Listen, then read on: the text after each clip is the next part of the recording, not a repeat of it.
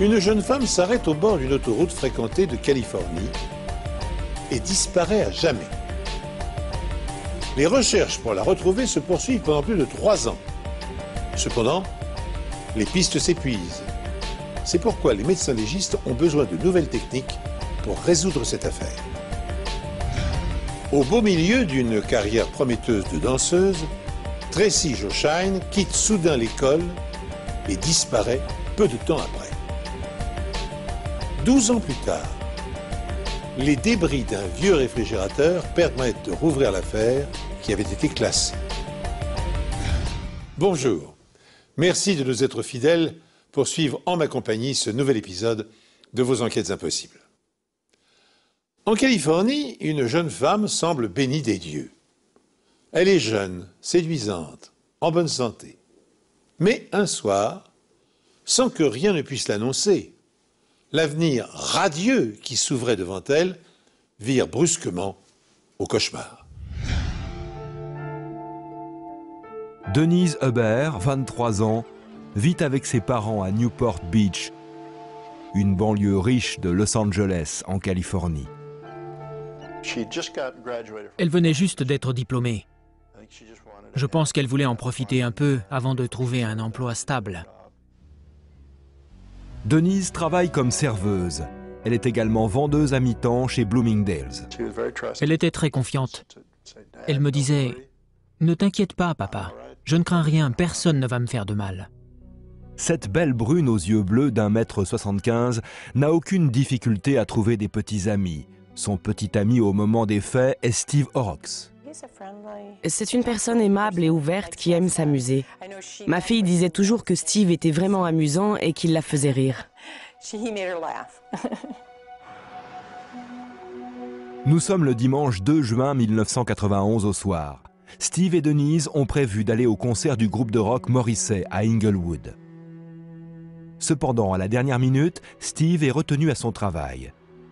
Denise est déçue, mais résolue à y aller. Elle demande donc à Robert Calver, un ami, de l'accompagner. Elle m'a averti qu'elle reviendrait tard. Je lui ai dit « Ne rentre pas trop tard, je vais m'inquiéter si tu n'es pas à l'heure. » Elle m'a répondu « Mais non, tout ira bien. » Le soir de sa disparition, nous regardions la télévision avec ma femme. Et notre fille a passé sa tête par la porte pour nous dire avec son beau sourire « Au revoir, je vous aime. » Après le concert, Denise et Robert vont boire un verre au El Paso, où elles rencontrent une vieille connaissance que nous appellerons Ross. Ross était tombé amoureux d'elle dans le passé. Cette nuit-là, il a demandé à Denise de partir avec lui pour aller à son domicile. Mais elle a décliné sa proposition. Denise et Robert quittent le restaurant vers 1 h du matin et Denise dépose Robert devant chez lui. Ils n'ont échangé aucun baiser. Elle l'a déposé et il est rentré chez lui. Puis elle a pris le chemin du retour. Robert est la dernière personne à avoir vu Denise Huber. Le lendemain matin, quand on s'est aperçu qu'elle n'était pas rentrée, on s'est évidemment inquiété. On ne surveillait pas non plus notre fille. Elle avait 23 ans, elle était adulte. De plus, on lui faisait totalement confiance. Sa voiture est retrouvée abandonnée au bord de l'autoroute de Costa Mesa, à environ 5 km de chez elle. Un des pneus est à plat. Rien ne semblait s'être passé dans la voiture. Elle était garée entre 2 bornes d'urgence qui n'ont d'ailleurs pas été utilisées cette nuit-là. J'étais certaine qu'il était arrivé quelque chose de terrible à Denise. Ce n'était pas le genre de personne à disparaître sans rien dire. La police de Costa Mesa envoie des enquêteurs sur les lieux. L'intérieur de la voiture semblait intact. Il n'y avait aucune trace de sang, aucune vitre n'avait été brisée. La voiture n'avait pas l'air d'être endommagée. Son portefeuille et ses chaussures avaient disparu. Les feux de détresse étaient allumés. La voiture était sans doute tombée en panne et elle en était sortie pour aller chercher de l'aide. Les chiens policiers détectent une odeur sur le bord de l'autoroute, mais en perdent rapidement la trace.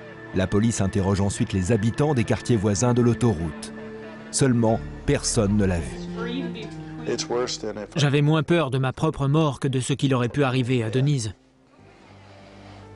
Je redoutais tellement d'apprendre une terrible nouvelle. Je l'aimais tellement. La police examine l'intérieur de la voiture de Denise, mais ne retrouve aucune empreinte digitale étrangère. Un examen du pneu à plat révèle que personne ne l'a trafiqué. Comme le pneu était mal gonflé, il a éclaté. Il a chauffé et la paroi latérale du pneu n'a pas tenu. Les preuves physiques sont peu concluantes. La police interroge donc la dernière personne à avoir vu Denise le soir de sa disparition. Il s'agit de Robert Calver. Robert aurait très bien pu être amoureux d'elle et être contrarié, car Denise refusait d'avoir une relation amoureuse avec lui.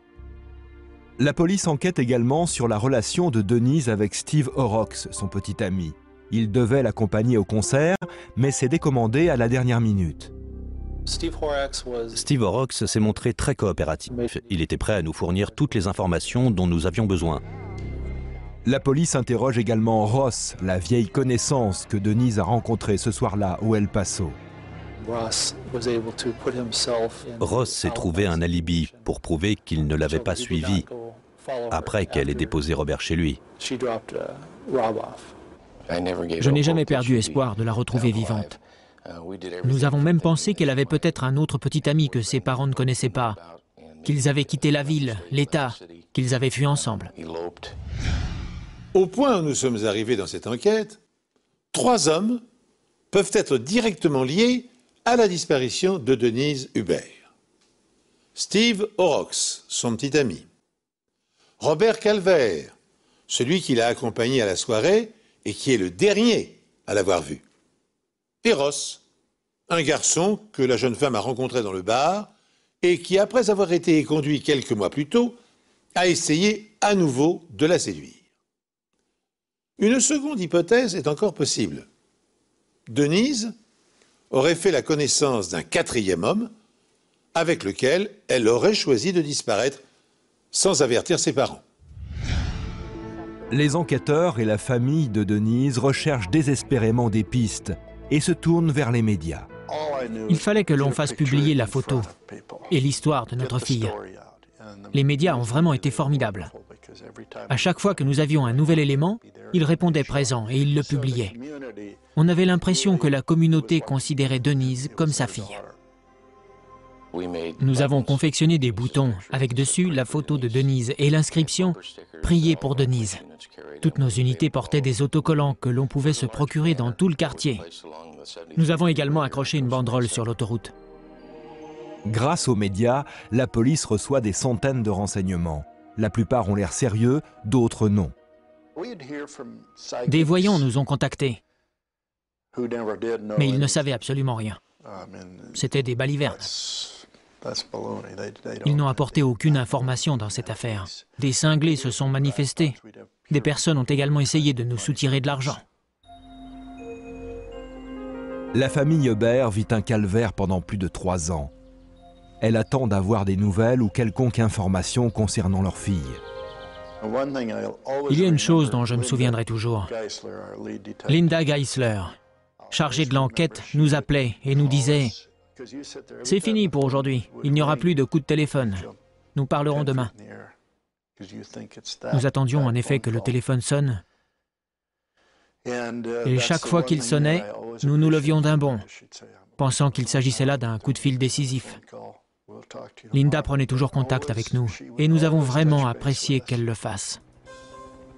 À 560 km de là, un homme vivant dans une banlieue aisée de Phoenix, en Arizona, contacte la police locale. Quelque chose de louche se trame dans l'allée de son voisin. Un camion immatriculé en Californie y est garé. Une rallonge électrique sort de l'arrière du camion. Le voisin affirme qu'elle est branchée sur une prise située sur le côté de la maison. À l'intérieur du camion, quelque chose semble fonctionner 24 heures sur 24. Une recherche sur le camion révèle qu'il a été volé en Californie. La police retrouve un congélateur de taille industrielle à l'arrière du camion. Nous avons trouvé un grand sac poubelle noir dans le congélateur. Après l'avoir touché, nous pensions qu'il s'agissait d'un bras appartenant à une personne. Je me souviens avoir vu 2 bras ramenés au-dessus de la tête et des mains menottées. J'ai également vu une bague. Cette vision m'a réellement choqué.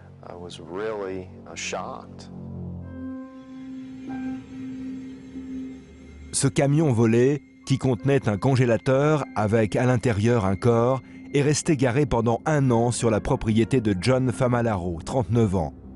Homme à tout faire et peintre. Monsieur Famularo était très calme et très poli. Il n'avait pas grand-chose à nous dire. Il affichait une sorte d'indifférence face à toute cette affaire. Le corps est envoyé au bureau du médecin légiste du comté de Maricopa. Le docteur Anne Buchholz se charge de l'autopsie. Nous avions vraisemblablement affaire à un homicide ou à une tentative de dissimulation d'un corps. Tout portait à croire qu'il s'agissait d'un homicide, vu les efforts fournis pour cacher le crime. La victime était une femme. Elle portait des bijoux de femme et avait de longs ongles. Les menottes étaient bien visibles. Par contre, on n'arrivait pas à distinguer de vêtements. Elle paraissait être nue. L'autopsie médico-légale requiert de la part du praticien qui l'exécute beaucoup de soins et une très grande expérience, car des erreurs d'appréciation sur les causes réelles du décès peuvent déboucher sur environ 20% de diagnostics erronés. C'est pourquoi, sans doute en 10 ans aux États-Unis, le taux d'autopsie réalisé sur des cadavres dont la mort était suspecte a chuté de 17 à 11%. La décongélation d'un corps entraîne une rapide décomposition des organes et des tissus. Dans ce cas, il importe au médecin légiste de pratiquer l'autopsie le plus rapidement possible avant que les indices ne disparaissent. C'est à quoi s'emploie, sans tarder, le docteur Anne Buchholz.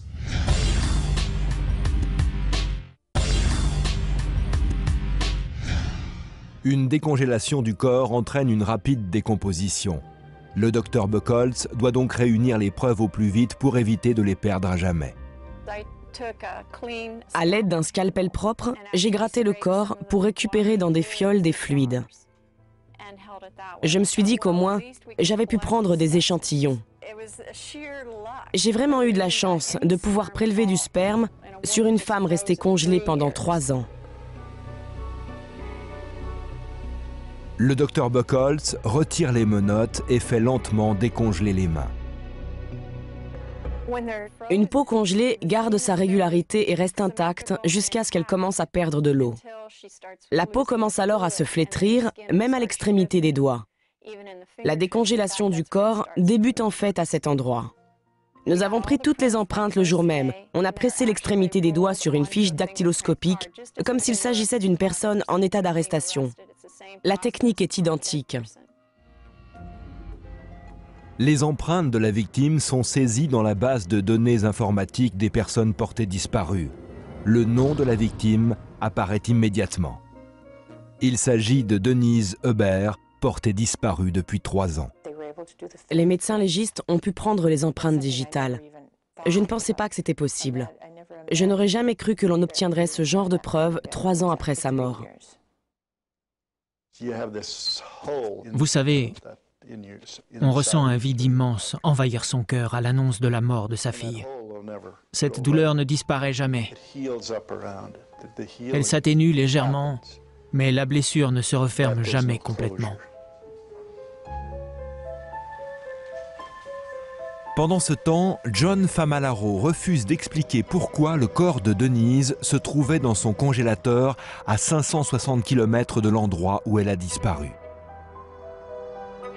La police fouille donc le domicile de Famularo ainsi que celui de sa mère qui habite la maison voisine. Elle était assez surprise que l'on fouille sa maison. Elle ne savait pas si son fils avait des petites amies, et si oui, comment elle s'appelait. Elle s'est en fait assise sur une chaise de jardin, de l'autre côté de la rue, et nous a regardé travailler pendant des jours. La police trouve une boîte portant l'inscription Noël sur une étagère du garage de Famularo. Les vêtements tachés de sang de Denise, son permis de conduire et ses chaussures à talons se trouvent à l'intérieur. Les chaussures ont des éraflures et sont abîmées, comme si Denise avait été traînée sur le goudron de l'autoroute. La police retrouve des facturettes de cartes de crédit, prouvant que Famalaro a acheté le congélateur quelques jours après la disparition de Denise. Elle découvre également des vêtements tachés de sang appartenant à John Famalaro. La police ne savait pas s'il s'agissait du sang de Denise, d'une autre personne, d'un mélange ou du sang de Famalaro. Il lui fallait donc un échantillon du sang de Denise. Comme nous n'en avions pas, nous avons envoyé de la moelle osseuse. L'ADN extrait de la moelle osseuse de Denise Huber correspond à l'ADN du sang retrouvé sur les vêtements de Famalaro. La police trouve un uniforme de policier et un cachot dans le sous-sol de la maison de Famalaro. Tous ces éléments indiquaient qu'il était capable d'un tel acte. Il n'était pas la personne modérée que j'avais interrogée. Il avait ce côté extrêmement violent et obscur. C'est devenu de plus en plus évident à mesure que nous progressions dans l'affaire. Nous avons parlé à certaines de ses petites amies. L'une d'elles nous a confié qu'il avait des fantasmes sexuels étranges.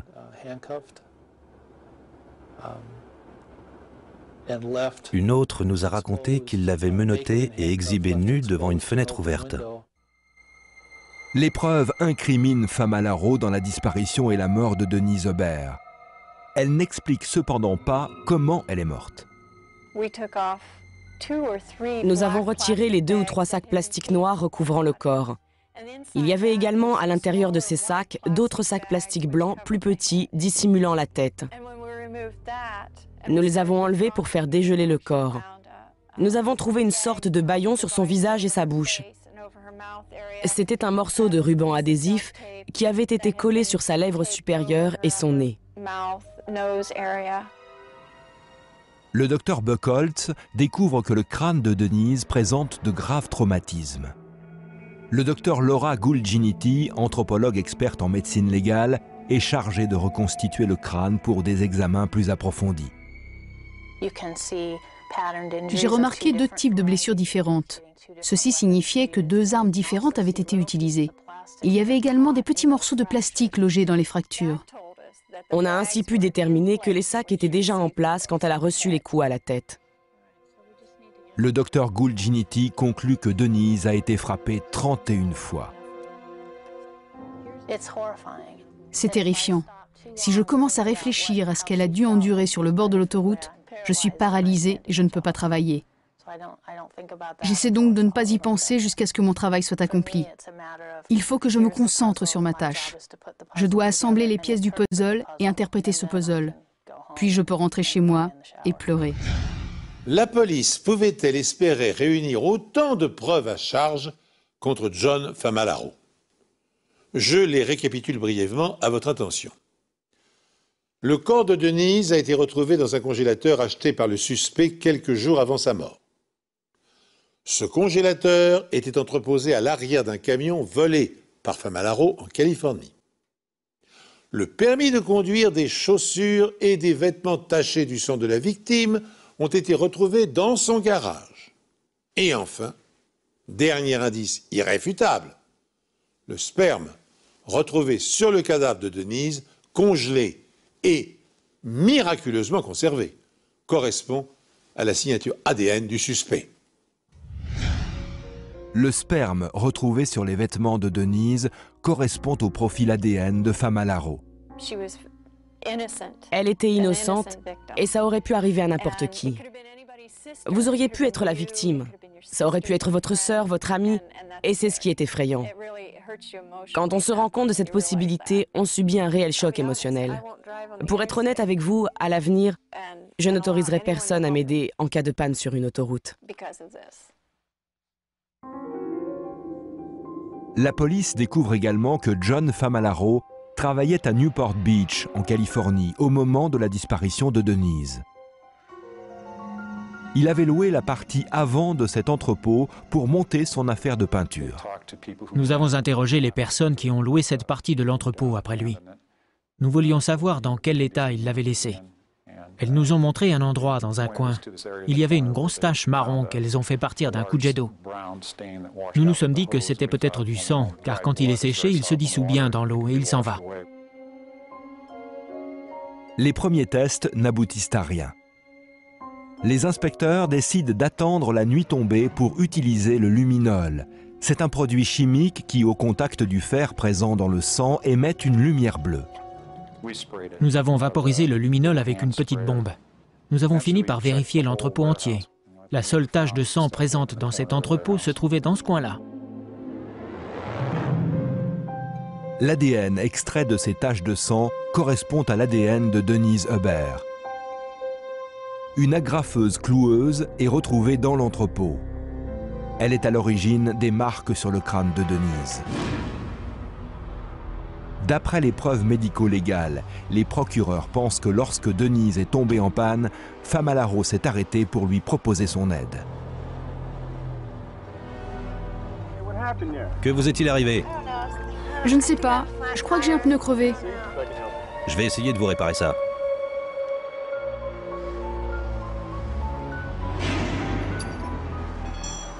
À un moment donné, il l'assomme et la ramène dans son entrepôt à quelques kilomètres de là, où il la tue.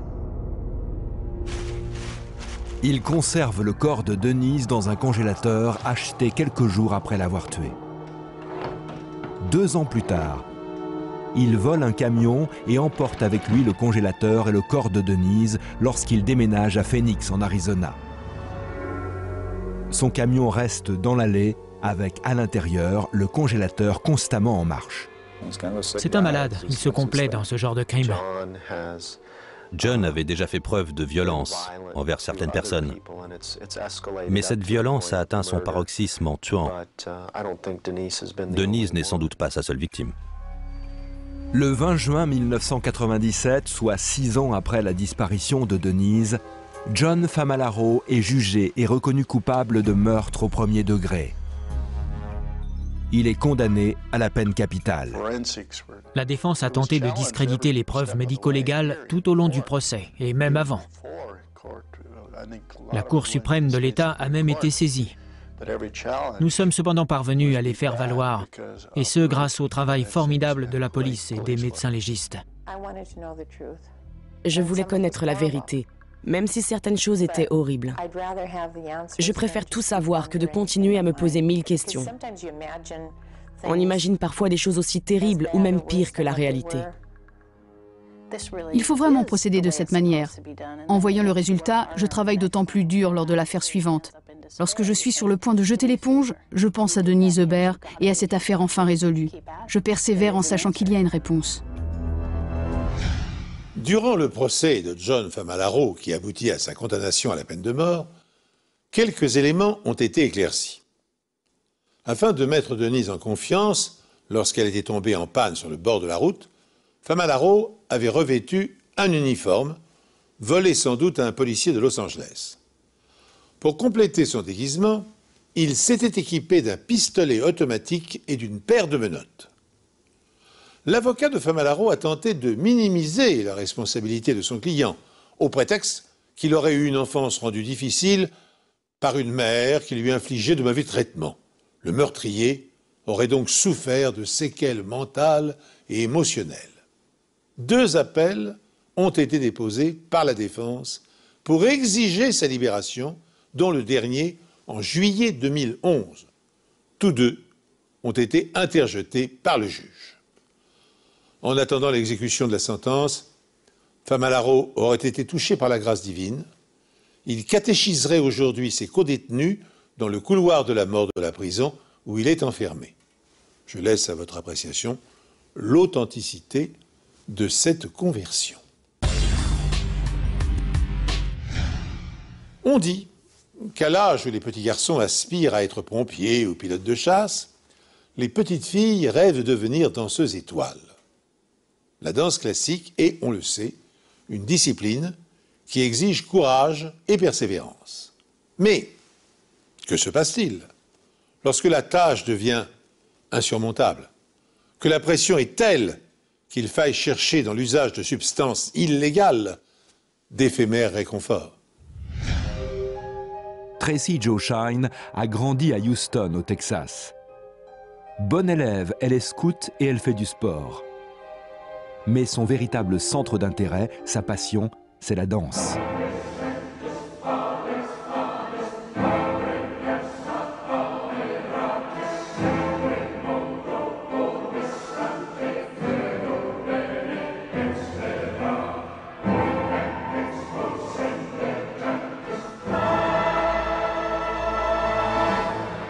À l'âge de 13 ans, elle réussit une audition pour entrer au célèbre lycée des arts de la scène de Houston. Son rêve devient réalité. Pendant qu'elle est à l'école, Tracy Jo commence à prendre de la drogue. C'est là qu'elle a commencé à avoir des problèmes. Elle s'est mise à fréquenter les mauvaises personnes et à prendre de la drogue. Et à cette époque-là, je ne savais pas quoi faire.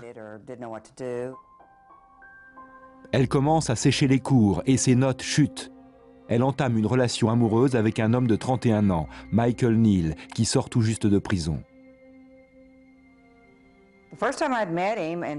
La première fois qu'elle me l'a présenté, il m'a semblé plutôt poli et gentil.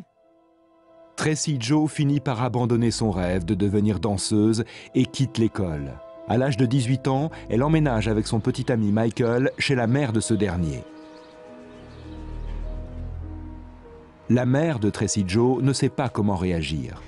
Tracy n'était plus la même depuis qu'elle se droguait. Elle était devenue quelqu'un d'autre, contrôlée par la drogue.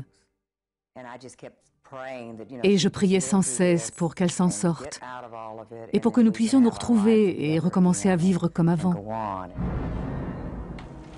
Michael Neal a récemment été impliqué dans une fusillade en voiture, exécutée pour des motifs racistes. L'inspecteur Marcel Dion se rend à son domicile pour l'interroger.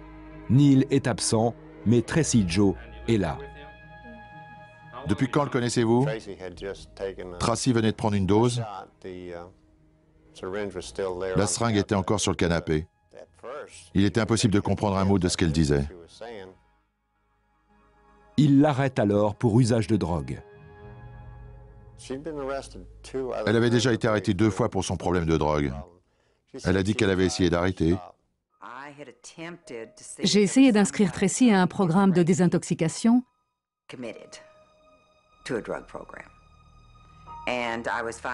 Mais il y avait des listes d'attente partout et je ne pouvais rien faire de plus car ce n'était plus une enfant. La carrière de la jeune fille s'est brisée aussi vite qu'elle avait commencé. Alors qu'un avenir prometteur s'ouvrait devant elle, le piège de la drogue l'a anéantie. Et l'influence néfaste de Michael Neal, son compagnon, la brise encore davantage. Mais tandis qu'une dernière chance semble s'offrir à elle pour s'épargner une peine de prison, Tracy Jo Shine va commettre l'irréparable. Au poste de police, Tracy Jo propose un marché. Elle dit que c'est son petit ami Michael qui est responsable de la fusillade. Elle accepte de témoigner contre lui à condition d'obtenir une peine plus légère. L'inspecteur Dion accepte le marché. Tôt le lendemain matin, Michael Neal se rend au poste de police et paie la caution de Tracy Jo. Plus personne ne reverra jamais la jeune fille. Personne n'avait eu de ses nouvelles. Alors on a commencé à appeler ses amis et tous les gens avec qui elle avait été en contact. Mais personne ne l'avait revue. Marcel Dion découvre que Michael Neal est membre de la Fraternité Aryenne, un groupe violent qui prône la suprématie de la race blanche. Ceci explique l'implication présumée de Neal dans la fusillade qui a eu lieu dans un quartier noir. Le lendemain du jour où Tracy Jo est relâchée, elle rend visite à sa mère pour lui emprunter de l'argent. Elle a toujours gardé le contact avec sa mère et son frère. Mais cette visite sera la dernière. Tracy Jo a tout bonnement disparu. Quelque chose n'allait pas. J'ai senti qu'il y avait un problème. Virginia contacte alors Michael Neal, le petit ami de Tracy Joe. J'ai appelé chez lui pour savoir où était Tracy, parce que je n'avais plus de nouvelles depuis des semaines. Il m'a dit qu'elle n'était plus là. Michael Neal se montrant peu bavard, Virginia n'a pas d'autre choix que de signaler la disparition de sa fille. L'inspecteur Marcel Dionne suspecte immédiatement un meurtre. Quelques semaines plus tard, Dionne reçoit un coup de téléphone anonyme. Je voudrais signaler un meurtre. Elle m'a parlé d'une fille qui aurait été tuée par son petit ami et dont il aurait fourré le corps dans un frigo avant de l'emmener dans un garage. La personne finit par révéler l'identité de la fille assassinée. Il s'agit de Tracy Joe Shine. Elle révèle également que le réfrigérateur utilisé pour stocker le corps de Tracy Joe se trouve toujours dans le garage dont Michael Neal et son frère Robert sont les propriétaires. Armés d'un mandat de perquisition, les inspecteurs se rendent au garage pour fouiller le réfrigérateur, mais découvrent qu'il a été récemment nettoyé à l'eau de Javel. Nous avons démonté le réfrigérateur. Nous avons trouvé un échantillon de tissu humain dans le congélateur et des follicules capillaires.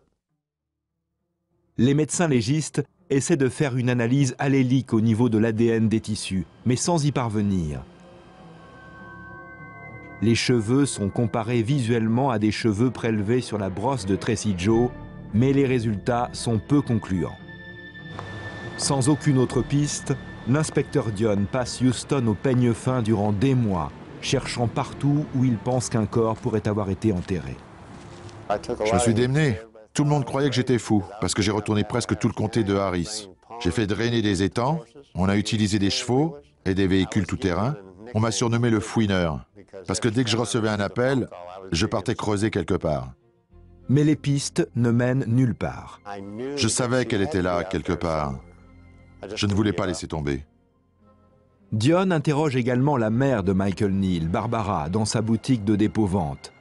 Il y remarque un détail suspect.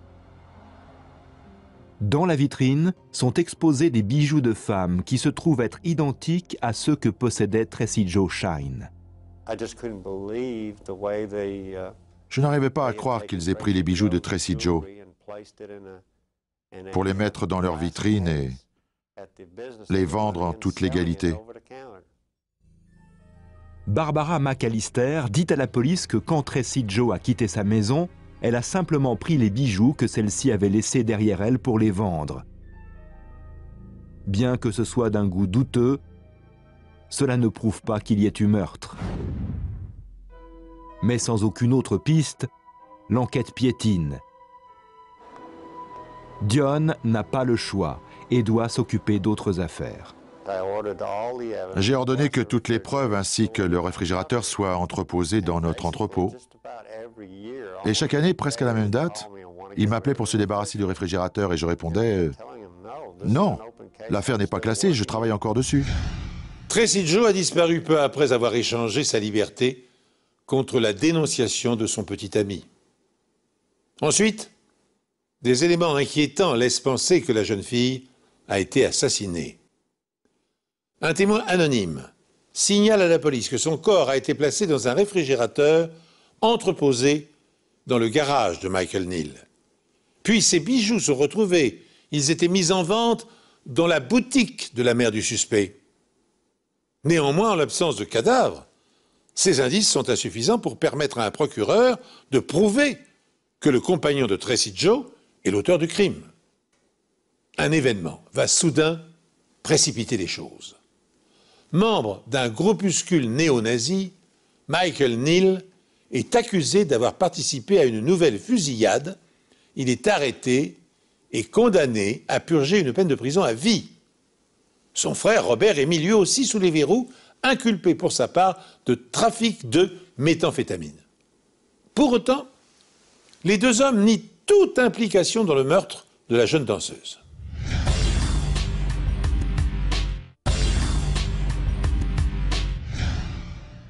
Quelque temps plus tard, Michael Neal est arrêté pour une autre fusillade et est condamné à une peine de prison à vie. Son frère, Robert Neal, est inculpé pour trafic de méthamphétamine et est également envoyé en prison. Malgré leur condamnation, les frères Neal déclarent toujours ne rien savoir au sujet de la disparition de Tracy Joe.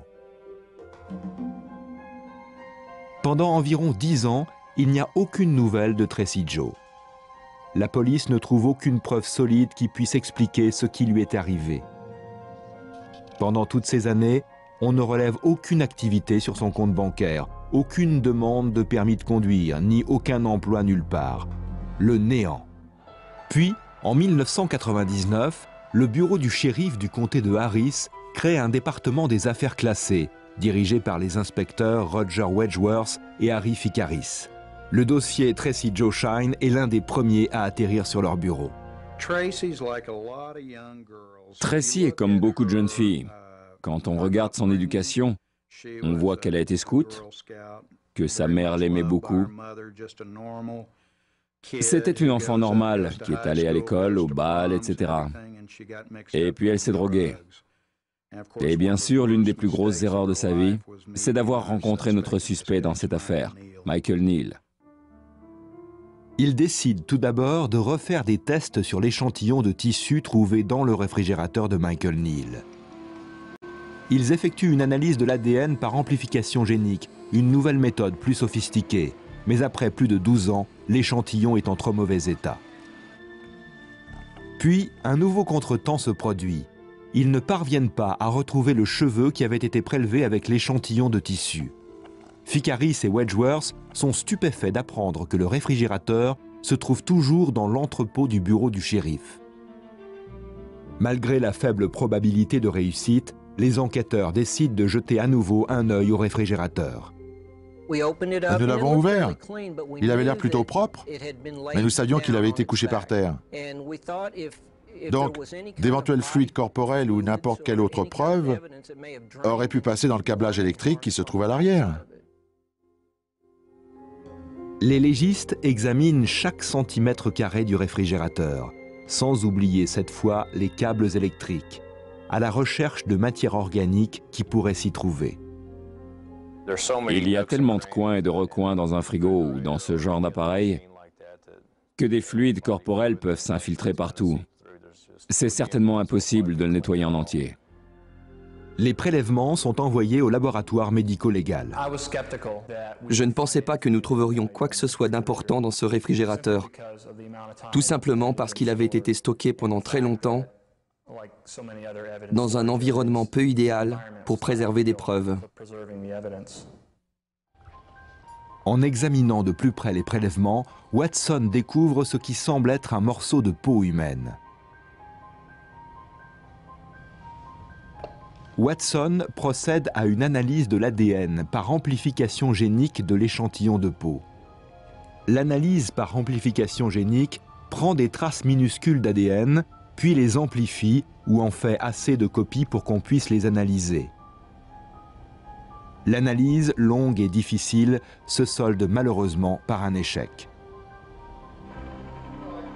Après des mois de frustration, Watson entend parler d'une nouvelle technique expérimentée par le laboratoire du FBI, une analyse utilisant l'ADN mitochondrial.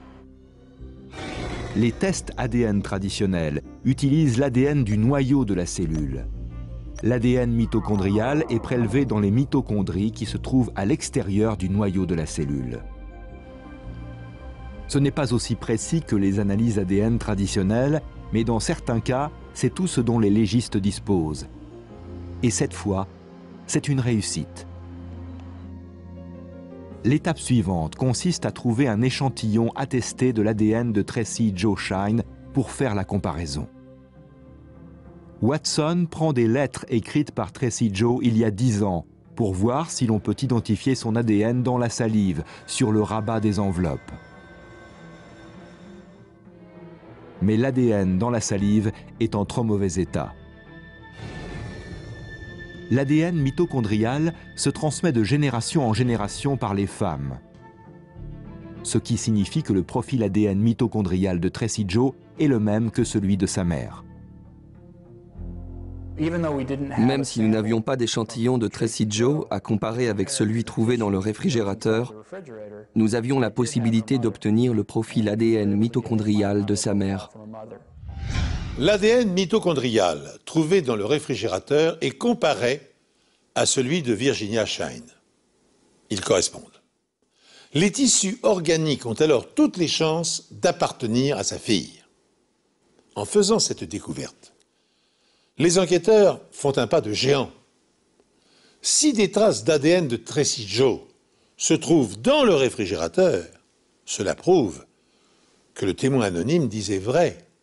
La jeune fille a été assassinée et son corps a été entreposé 10 ans plus tôt dans le garage de Michael Neal. Si l'ADN de Tracy Joe avait été découvert sur la poignée du réfrigérateur, cela n'aurait rien eu de suspect. Mais trouver de la peau dans les câbles à l'arrière, ça, c'est différent. C'était formidable. Formidable de sentir que tout ce travail menait enfin à quelque chose. Mais malgré ça, nous savions que ce type ne se mettrait jamais à table, qu'il n'avouerait jamais. Après cette découverte, Michael Neal est inculpé de meurtre. Son frère Robert, espérant être relâché plus tôt de prison, propose de faire un marché. Après toutes ces années passées en prison, il a dû finir par comprendre qu'il ne sortirait jamais à moins de faire quelque chose. On s'est assis et on a réfléchi à un marché. Il nous a donné son témoignage qui, je pense, était honnête et nous a dit ce qu'il savait sur l'affaire. Robert dit à la police que son frère Michael avait peur que Tracy Joe ne témoigne contre lui dans l'histoire de la fusillade, en échange d'une peine plus légère. Alors, Michael est allé payer la caution de Tracy Joe afin d'éliminer un témoin potentiel. Le plus important, c'est que Robert nous a montré comment Michael Neal avait tué Tracy Joe. Il a fait ce geste d'étouffement. Nous avons donc compris qu'il l'avait étranglé. Robert dit que Michael a tué Tracy Joe dans sa chambre et l'a laissée là pendant 3 jours.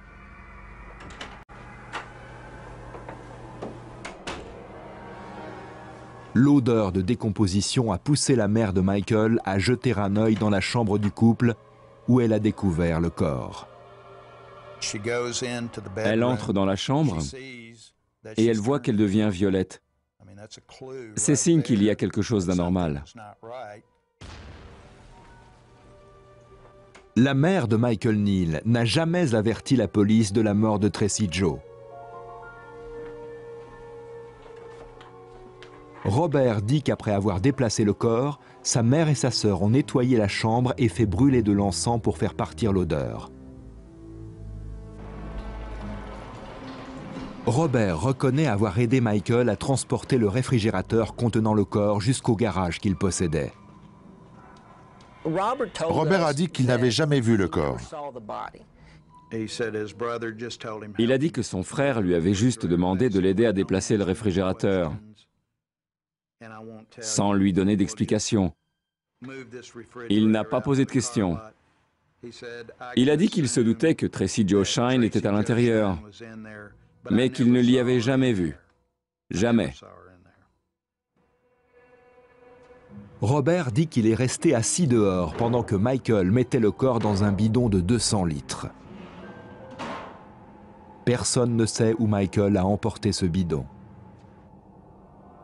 Mais ce dont Michael ne se doute pas, c'est que des tissus invisibles à l'œil nu vont provoquer sa chute 12 ans plus tard. Michael a commis un tas d'erreurs dès le début, en laissant le corps là et en permettant à sa mère de découvrir la mort de Tracy. Le fait de ne pas s'être débarrassé du corps nous a permis de découvrir des preuves dans le réfrigérateur. La science ne cesse de progresser et nous avons pu développer des techniques permettant d'analyser des échantillons de plus en plus petits et de les comparer. Sa plus grosse erreur a donc été de croire qu'il pourrait s'en tirer facilement. Bien que les procureurs n'aient aucun corps, Michael Neal est condamné pour le meurtre de Tracy Jo Shine à une peine additionnelle de 45 ans de prison. Il ne pourra demander la liberté conditionnelle qu'en 2017, quand il aura 60 ans. Michael Neal peut vous regarder droit dans les yeux, et je n'ai aucun doute sur le fait qu'il pourrait vous poignarder, vous tirer dessus, tout ce qu'il est humainement possible de faire, sans que son visage ne change d'expression. Son frère Robert purge toujours sa peine pour trafic de méthamphétamine. La mère de Michael, Barbara, nie avoir eu connaissance du meurtre et dit qu'elle croyait que Tracy était morte d'une overdose. Ni Barbara ni sa fille Ginny ne seront poursuivis pour leur implication présumée dans la dissimulation des preuves et dans l'atteinte à l'intégrité du corps, car il y a maintenant prescription. Virginia Shine ne cessera jamais de chercher l'endroit où sa fille est enterrée, bien que Michael Neal refuse obstinément de le dire. Ce qui est triste, c'est qu'il essaie de garder le contrôle en ne nous disant pas où elle est et en m'empêchant de trouver la paix. Pourtant, ça ne fera aucune différence pour lui de me l'avouer, de nous dire la vérité. Et c'est pourquoi je ne pourrai jamais lui pardonner. L'entêtement de Marcel Dionne à garder le réfrigérateur pendant toutes ces années a permis de fournir la preuve médico-légale cruciale qu'il fallait pour obtenir une condamnation. Je n'arrivais pas à le croire. On m'enlevait un énorme poids. Je n'ai jamais été aussi heureux de ma vie. Je pense que nous avons vraiment fourni des efforts incroyables pour analyser ces échantillons. Sur une échelle de 1 à 10, je dirais que ça correspondait à 8 ou 9. En dépit des preuves indirectes qui l'accablent, Michael Neal a toujours refusé d'avouer être l'auteur du meurtre de Tracy Jo Shine et par conséquent, il n'a pas révélé l'endroit où il avait caché son cadavre. Si on se réfère aux confessions à peine voilées de son frère, le corps aurait été démembré et les morceaux auraient été dilués dans un bidon d'acide. Neal a-t-il profité du fait que Tracy Jo n'ait pas bénéficié d'un programme de protection de témoins après qu'elle l'ait dénoncé? Ou a-t-il cru, comme le pensent certains, que la jeune femme était une informatrice de la police? Quoi qu'il en soit, cette affaire n'a pu être résolue que grâce à l'acharnement de 2 policiers bien décidés à aller jusqu'au bout de leur enquête, quitte à démonter et à analyser de vieux câbles électriques. Et puis bien sûr au progrès de la biologie moléculaire appliquée à la traque des criminels. Eh bien ainsi se termine cette émission. Merci de nous être fidèles. Je vous donne rendez-vous prochainement sur cette antenne pour un nouvel épisode de vos Enquêtes impossibles.